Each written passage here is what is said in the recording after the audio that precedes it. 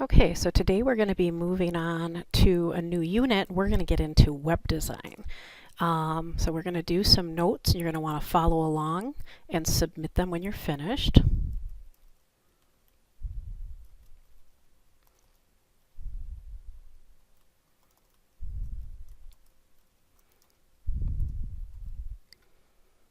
Okay, when it comes to actually creating web pages, there are several different options of how you can go about it. What we do here in Mackinac City is we do pure language uh, design.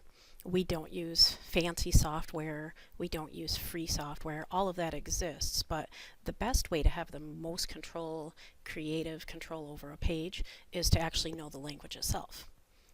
So I'm going to have you put in here first what you need to create a page.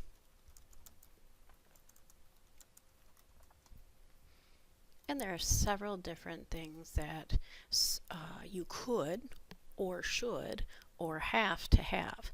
So one thing that you would want to have would be a hosting site. And this would be if you want your page to be published online.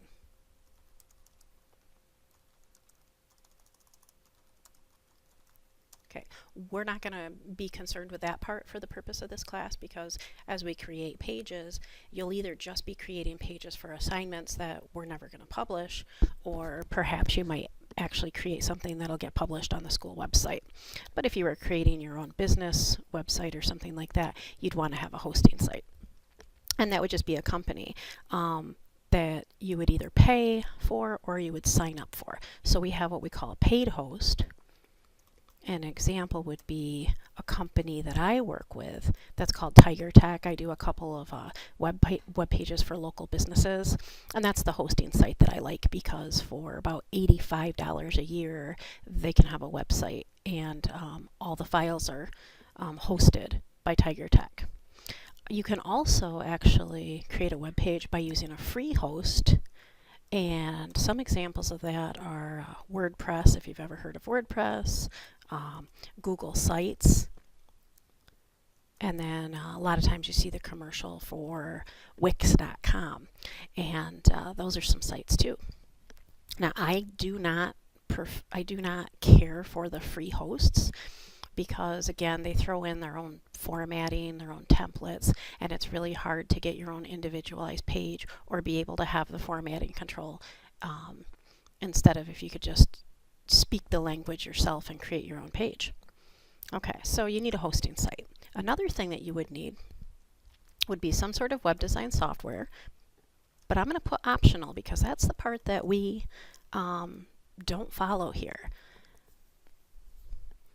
I had a student several years ago who transferred mid-year from Sheboygan into Mackinac City. This person got put into my Computers 2 class, I believe, and we were into some advanced web design. And the student had taken a web design class in Sheboygan, but could not follow what we were doing because at the time in Sheboygan they used a program called Adobe Dreamweaver. So he knew how to click and drag and make stuff look pretty, but he didn't know any of the commands and how that was created. Okay, so then we get to the programming languages. There are multiple languages that you can use to create a dynamic web page.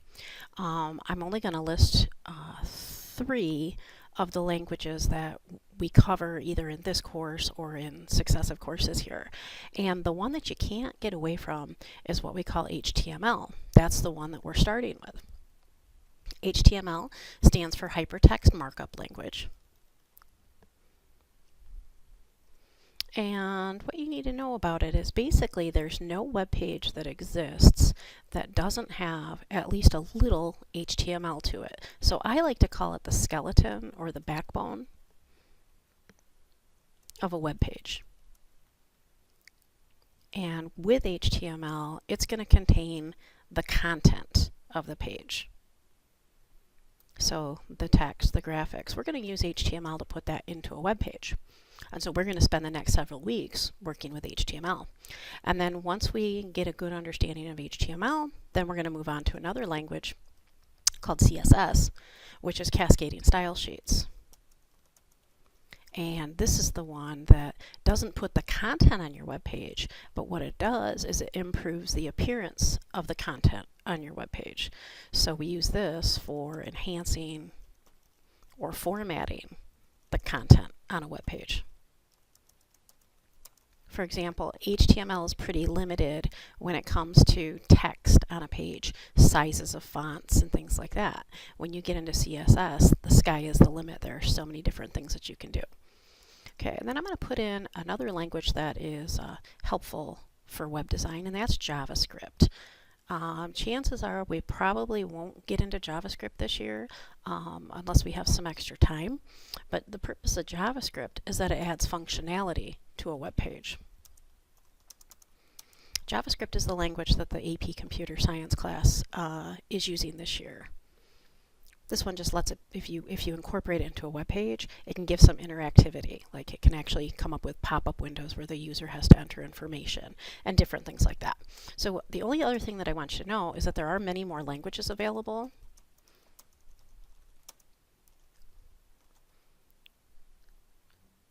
And they're used for different specific purposes, but these are the general ones, okay?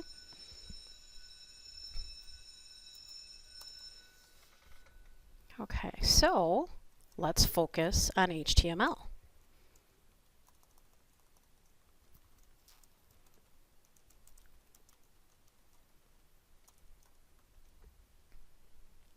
Okay, so what you need to have to create HTML web pages using HTML is you have to have a computer.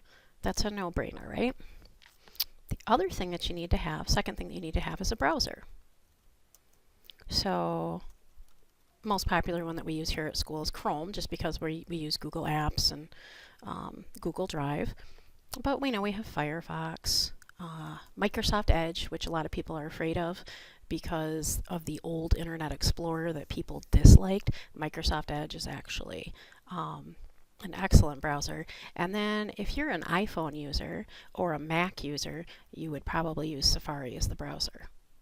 Now when we create stuff with HTML, it's really a good idea if you're planning to publish online to try your page out and test it in different browsers, because sometimes the browsers will display pages differently than another browser might. Okay, there's really only one other thing that you need to have to make a web page, and that would be a text editor, a basic text editor. So Microsoft Windows comes with a text editor that's called Notepad. You don't have to download and install it. It comes with the operating system. If you had a Mac computer, they have one too. I can't remember the name of it. But there's a nice one that my students typically like to use that we can download and install from the internet, and if it's not on your computer, we can make sure it gets on your computer, and that is called Notepad++. Now you might want to check your computer right now. If you want to maybe pause the video, go to the desktop of your computer and see if you see an icon for Notepad++. I think it has like a green frog or something. That one's just a little bit nice because it helps you identify commands and things like that, but we'll talk more about that later. Notice that out of these three things, I don't have internet connection listed because technically you can make web pages without being on the internet.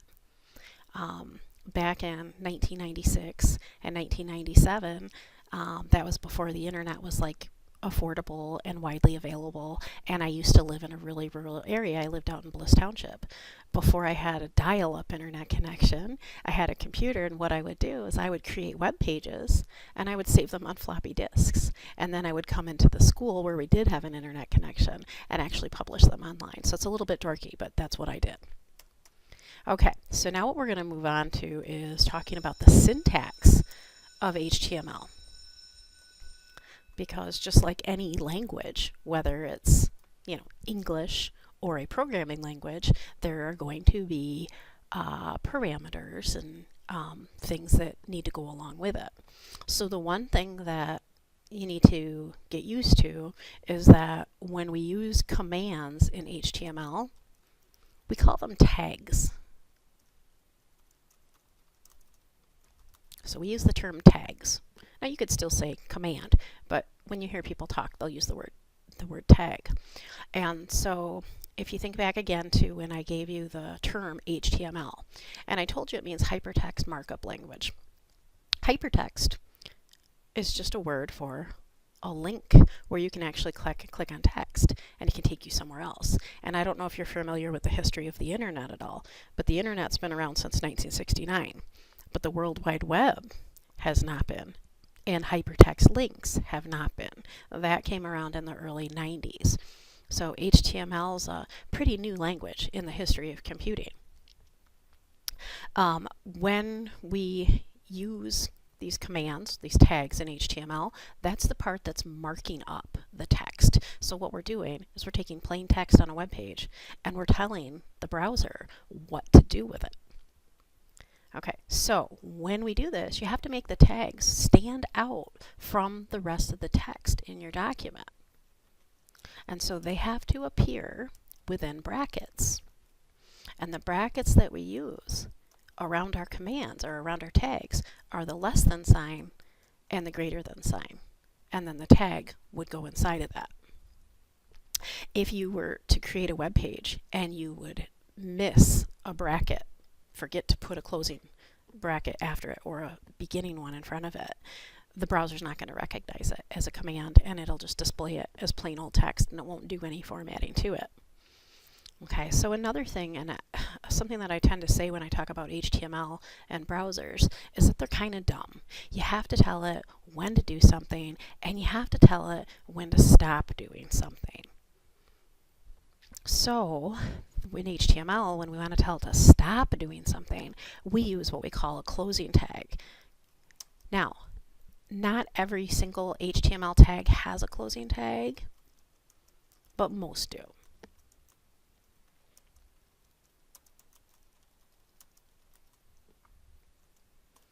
And so a closing tag, all it does is it appears in brackets, but what's different is it has a / in front of the command name.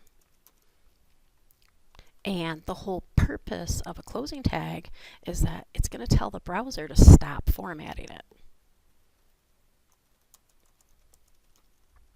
Okay, so as an example, let's say that I have text on a web page and I have one word that I want to be formatted as bold, but the rest of it should just be plain text.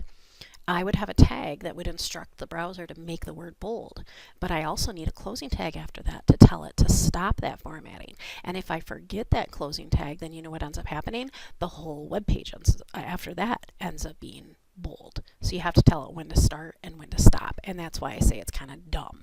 It's not intuitive. It can't read your mind of how you want something to be formatted. Okay. This is usually the part in class where I play a little joke, so I'm just going to describe it to you, okay? I usually pick a student, and I have them give me their arm, and I have a pen in my hand, and I say, okay, we're going to imagine that there's a blind man, a man in a wheelchair, and a deaf man, and they're all going down the street. Now I'm going to take the pen, and I'm going to draw on your arm, and I'm going to start drawing when the blind man walks. And when you want him to stop, you tell me to stop. So I take a pen, I put it on the student's arm, I start drawing. They usually say stop pretty quickly because who wants pen marks all over their arm? And then I go on to the next one. Okay, there's a guy in a wheelchair. He's rolling down the street. I'm going to use my pen. You tell me when to stop. And I draw on the student's arm and they say stop. And again, they usually do it pretty quickly. And then I get to the third one. Okay, there's a deaf man and he's walking down the street. Tell him when to stop. And I take my pen and I draw on the arm and the student says stop, but I keep going. Stop, but I keep going. And the joke is he can't hear you. He's deaf. The reason that I use that joke is because if you forget to use a closing tag, it's like talking to a deaf person that can't hear you. It'll just keep going and going and going. Okay, so now I'm going to move on and we're going to talk about parts of an HTML document. And we have three parts. We have the head, we have the body, we have the footer. And in this class, we focus mostly on the head and the body and not so much with the footer. But it is important to understand what it is, what it's used for. So the purpose of the head in an HTML document is that it contains the heading text of the page, and it also contains the title. And we're going to talk in a little bit about what the difference is between those two. But every web page is going to have a head to it, and it's a very important part of a web page, even though it might not look like it when you see it. The body is the one that's going to contain almost everything that goes on your page. So when I say that, I mean most of the text on your page, most of the images, almost everything's going to go inside the body. And if you think about it, compare it to your say English class, where you have to write a paper and you have your intro paragraph and then you have your body and then you have your concluding paragraph at the end, right? You would get marked down by your teacher if you took everything and tried to stick it in the intro paragraph. The intro paragraph is just a little taste of what's on the page or in a paper, and the concluding paragraph is just kind of summing it all up. And so the HTML document's kind of the same thing. Okay, and then the footer, like I said, we're not going to focus much on this one, but if you're making a commercial web page for a business or an organization, you definitely want to include the footer. And so the footer is going to contain information about the page. So what I mean by that is it might have information about maybe when the page was created, or maybe when it was modified. Maybe it has copyright information. Maybe it might have terms of use or privacy policies. Especially in a business website, you're always going to see some sort of legal mumbo jumbo about what they can and can't do or will do with your information. A lot of times you'll see the sitemap, and a sitemap would just have all the links to all the pages on the website. You know, most people, when they pull up a web page, they're going to have an interactive menu that they can scroll over and click and choose. But sometimes you can't really navigate it very well. The sitemap will also show you everything that you can find. So what I'm going to do is pull up a browser here, and I'm in Microsoft Edge. And I'm going to go to 9 and 10 News website, just so you can kind of see what I'm talking about here with the footer. And up at the top here, this would be our header or our head. And everything that we're seeing here with images, links to news stories, this is the body of the web page. But I'm going to scroll all the way down to the bottom so you can see an example of what this looks like. So on 9 and 10 News website at the bottom, this is their sitemap. Has links to everything. Also notice here at the bottom we have our copyright information, and they have their privacy policy. And I'm going to pull up another site, and I'm going to pull up Amazon. Okay, Amazon has the same thing. We've got a menu up at the top in the head. Most everything is in the body of the document. And then when I get down to the bottom, we still have our sitemap, just like we saw on 9 and 10 News. We can actually switch our language and our location. We've got our logo. And then as I scroll further down, but I accidentally went up, as I scroll further down, we have conditions of use, privacy policy, we've got some copyright information. Okay, so again, for the purpose of what we're doing in this class, we don't need to deal with privacy policies and copyright, but just understand that it's very important for a commercial website. Okay, now let me move on to how we create our HTML document.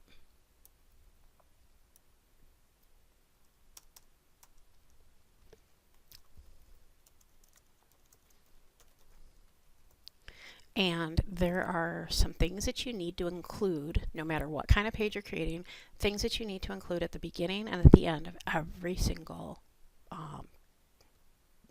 web page that you create. So the first lines, or let me just say this, top 2 lines of the document need to have 2 specific HTML tags. The first one that we're going to include is called our doc type tag. And you'll notice that when I type it, it has an exclamation point in the front of it. So it's doc type HTML space HTML. This is actually one of the few commands in HTML that does not have a closing tag. But it is a very important tag because what this does is it instructs the browser what version of the HTML language is being used on the page. HTML is a language that's evolved over the years. Going back to, let's see, I've been teaching HTML to my students since 1997. And we were using HTML3, I think, back then. We use HTML5 now, and we'll talk more about that a little bit later. And then we have below that, directly below that, a regular, just plain HTML tag, and that just tells the browser that you're beginning the document. So I'm just going to kind of add a little note here. Identifies version of HTML. And of course, we wouldn't really type that in our document. And then HTML signals the beginning of the document. Tells the browser, okay, here it is, here comes the content, here comes the formatting. Now, could you skip those 2 lines? You could. Could your web page still show up correctly? Possibly. But depending on someone's settings, depending on their browser, you never know. If you skip some commands in HTML, some tags, there is a possibility that it'll still show up the right way. But that doesn't mean that it's correct. And what can happen is it can put your browser into something that we call quirks mode. And we'll talk more about that at a later date. Okay, so the last line of your HTML document is always going to be the same. And you can probably maybe guess what it's going to be. We have to close that document. So we need a closing HTML tag. So this is what a closing tag looks like right there. And again, all that does is that's signaling the end of the the end of the document. Because remember, the browser and HTML are kind of dumb. You have to tell it, I'm done now.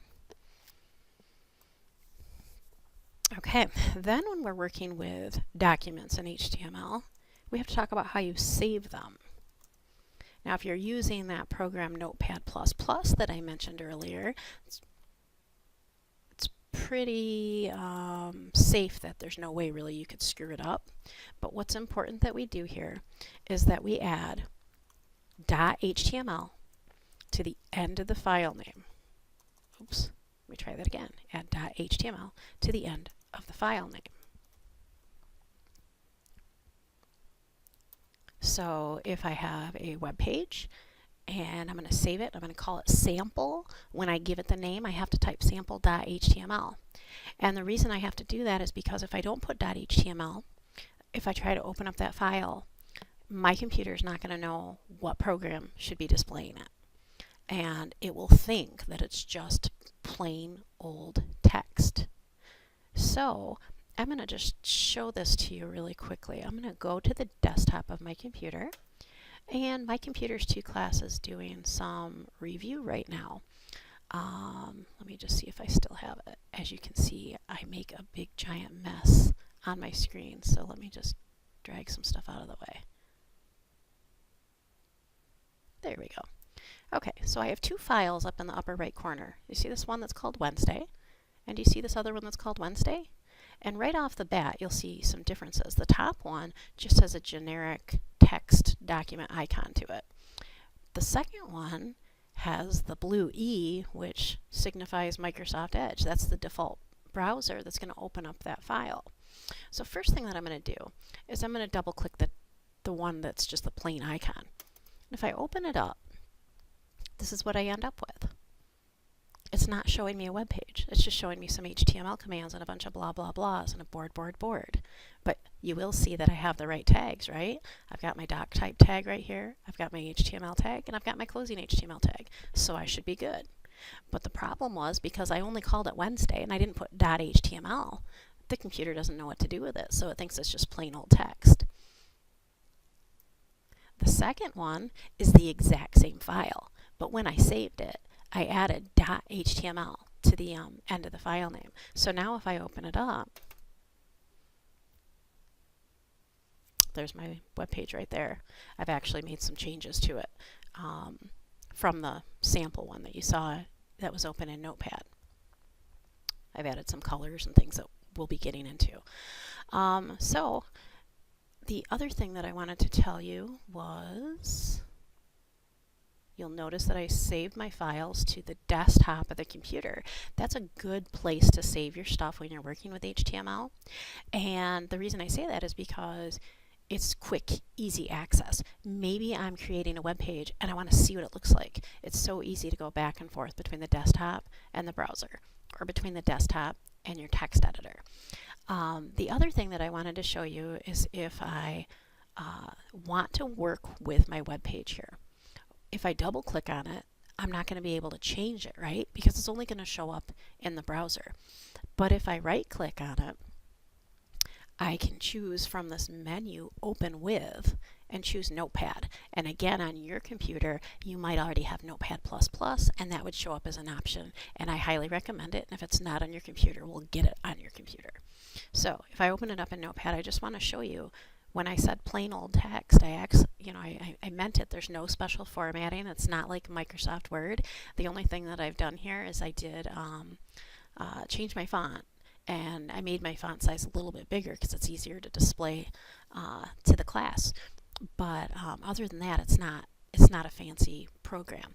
You don't want a fancy program. You don't want to create a web page in Microsoft Word, because what will end up happening is it'll add extra formatting to it that you either might not intend or you might not want.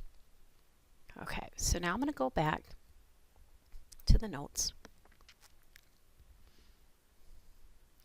And let's talk a little bit about the head in an HTML document. So remember, we have three parts. We have the head and the body and the footer.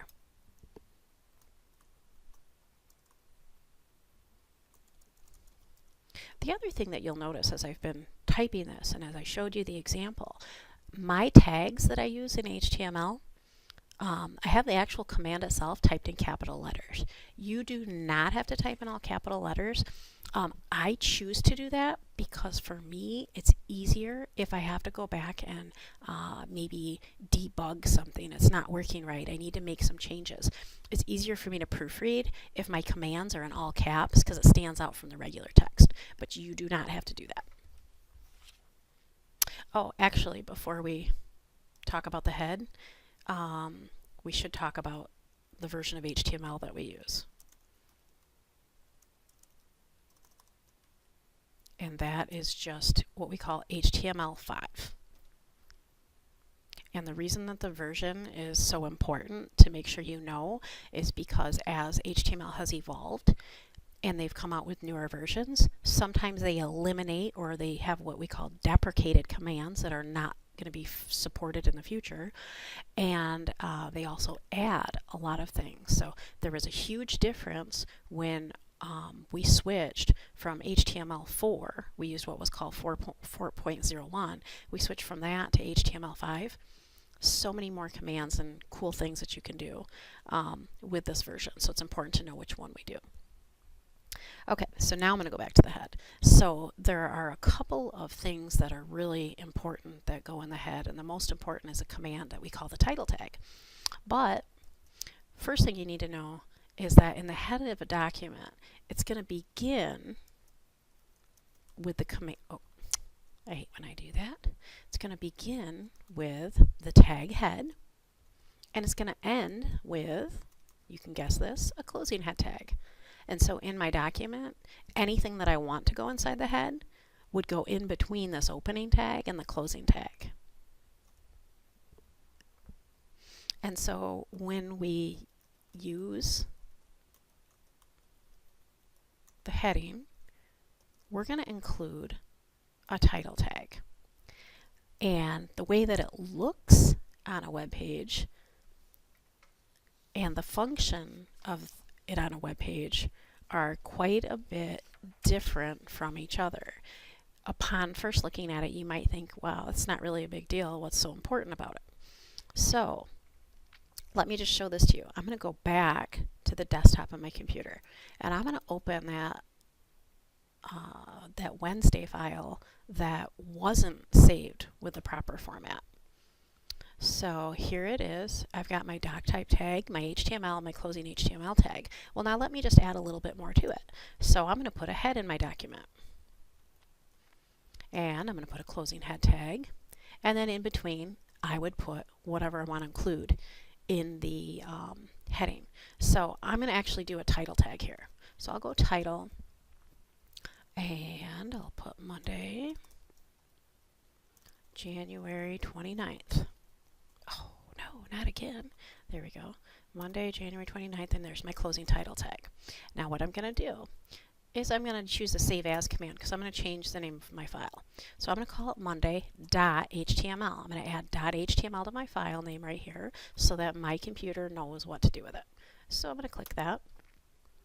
And now I'm going to go to the desktop of my computer, and I'm going to leave this open in Notepad because I can go back and forth between editing and viewing the changes. So now I just need to find it. Monday. Okay, there it is. Found it way over here. So I'm going to move it where it's a little more convenient. Okay, so here's Monday. Now I'm going to double click on it, open it up in the browser. Blah, blah, blah, board. I don't see Monday, January 29th. Can you see where it is? Oh, I sound like Dora the Explorer.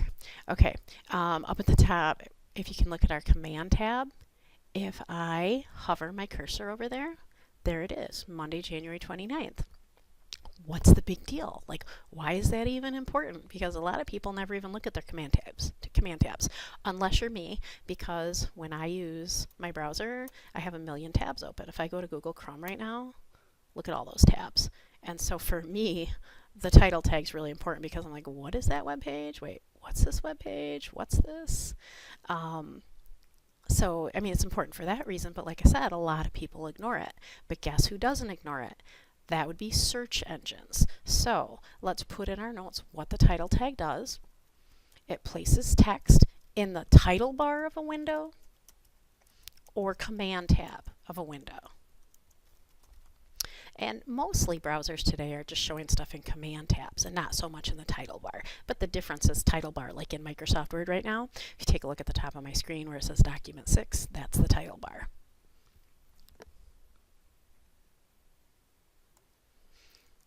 Okay, so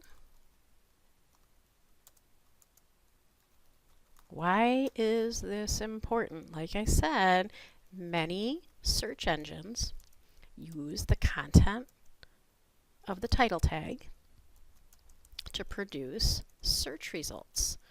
So if I go to Google right now and I search for something, part of the results that are going to come up in my list of links are going to be based on what someone had in their title tag. So you always want to have it be something descriptive. If you went to our school website right now, it would say Mackinac City Public School, Mackinac City, Michigan, home of the Comets. Okay, so if I go to my browser right now, let me go back into Chrome. I won't open a new tab because that kind of stresses some of my students out. Oh, no, not another one, Mrs. Rivera. Your computer's going to crash. Okay, if I put home of the Comets and I search, look at that. Right there, top link. So again, it's something that a lot of times we ignore, people don't pay attention to. But now if I go to Amazon's website, and I'm going to hover over my tiny little command tab, Amazon.com, online shopping for electronics, apparel, computers, books, DVDs, and more. So if I'm some person who's been like living in a bubble that has no idea what Amazon is, but I want to use the internet to buy a book or to buy DVDs, well, guess what? Because it's in their title tag, my search engine's going to link to it. There are a lot of other things that can affect how search engines produce results, but this one's a big one, and you never want to neglect it. I had a family that in town that had an online business that they sold some things. It was a mail order business, and they didn't know anything about web design, and they had a relative create a website for them. And the person asked me if I had a chance, could I look at their website and see if there was anything wrong with it. Well, the thing that was wrong with it was that the person who created the website used one of those free programs to design it, but didn't know HTML. And so never did anything with the title tag. And the default title tag that this free program put in called their home page was page 1. And every other page on their website was page 2, page 3, page 4. Well, if you were trying to find the product that they were selling, you would never find it on the internet. And so I told them the first thing that you want to do is you want to go in and you want to customize it and make it as detailed as you possibly can. So the title tag is super important, even though it doesn't really do anything to change the look of the page. Okay, then the other thing that goes inside the, well, actually, let me do one other thing here. Just a little advice, include keywords so users can find the page when searching online. So if you actually plan to publish a page, use that title tag, take advantage of it. So the other thing that goes into the heading of a document is the heading text, and this is the stuff that actually will show up on a page. Just like if you open up a newspaper, you'd have articles, right? But up above every article would be the title of it, and it would be in larger, bolder print typically. And that's true on web pages too. Usually at the top you're going to see something that stands out from the body of the document. Okay, so in HTML, it's kind of limited. When you learn the CSS language, you'll learn that you can do just about anything that you want to, but we don't have as many options right now.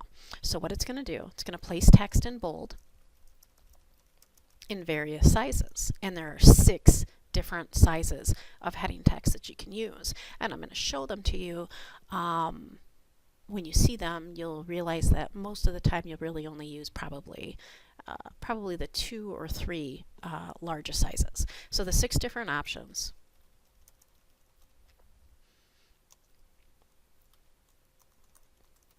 We have what's called the H1 tag, and when I put in ... that would just represent the text that would go on the screen. So if I do H1 and then I put some text in a closing H1 tag, it'll display it in my browser in that particular size, whatever the words were, the text that I typed. So you can probably figure out the rest here. We have H2 and we have H3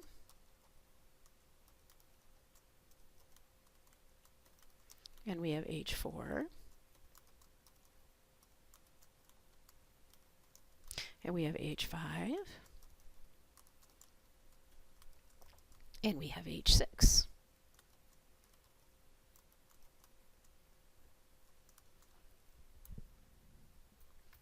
And so if we use H1, that one's going to be the largest. And if we use the H6 tag, that one is the smallest one available. So I'm going to show you what this looks like. I'm going to go back to Notepad and open up that file for today with the blah blah blah in it. And so I'm still working in the head of my document. We don't put heading text inside the body, so it's always going to be between the head tag and the closing head tag. So I'm going to do H1 and a closing H1 tag. And remember, closing tags are so important because if you neglect it, it's going to keep on formatting it. You don't want it to do that. Okay, H2, H3, H4,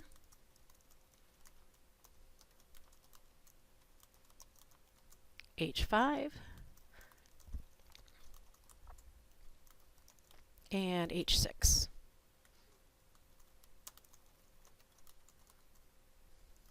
Okay, so I've got my doc type tag at the top, my HTML tag that I'm going to have in every single file. I have my head tag, I've got my title tag, and then I have my heading text, and then my closing head tag. and then everything after that would be the body, and then the end of the document. So I'm going to save my file right now, and I like to use keyboard shortcuts, so Control S is a quick save, and then what I'll do is go back to my browser, and then what I can do at this point is I can hit refresh. I can either press F5 on my keyboard or the refresh button, and it'll apply the changes that I've already saved. So now when I reload it, you can see the heading text. Okay, so here's the largest heading text right there. That's the H1 and the H2 and the H3. And like I said, those will really be the ones that you typically want to use, because if you're at the top of a web page, you typically don't want to have text that's that small. There might be a purpose for it, but it's not something that would be very common. Okay, and that is the head of the document. So what I think I'm going to do is stop recording this for now. This is not the end of the notes, but what I'd like you to do is submit your notes to me on Google Classroom, and I'm going to give you a short assignment to do. If you have any questions, let me know.